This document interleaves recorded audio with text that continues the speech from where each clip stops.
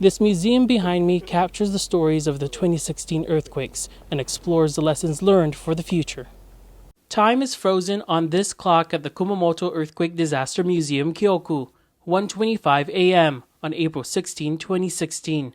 That was when a 7.5 magnitude earthquake hit.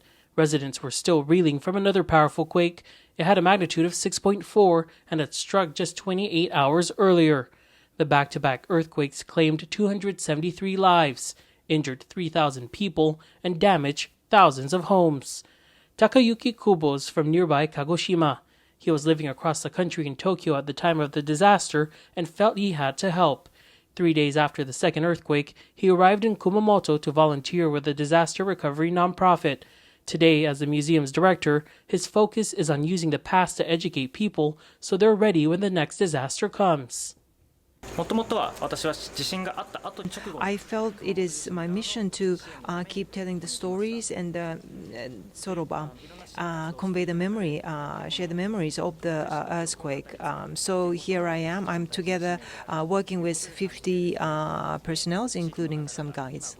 There are many people like Kubo who rush to Kumamoto to help it recover and rebuild.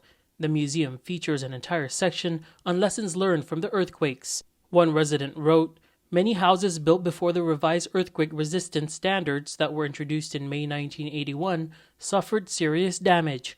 Another person said that there was confusion and anxiety caused by misinformation on social media. Well,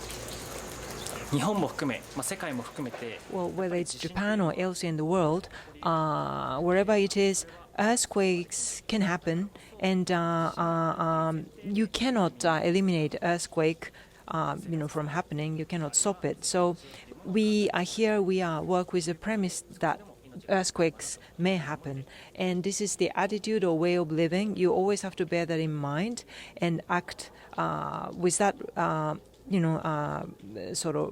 mentality so as to save as many lives as possible. That mentality also includes tangible actions like preparing a go bag with essential items needed for evacuation or relocation after a disaster strikes, such as food, lights, water, and hygiene products.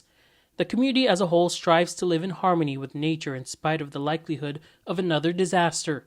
A national early earthquake detection system sometimes sends alerts to their phones before they can feel the ground shaking. Kubo says Kumamoto's recovery has quickly progressed, with many nonprofits supporting the effort, and Kubo believes most people in Kumamoto are better prepared for the next natural disaster. The earthquake can happen anytime, anywhere, so just be prepared.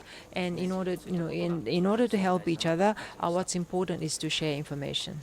Thomas Manglona, KUAM News, Minami Aso Village.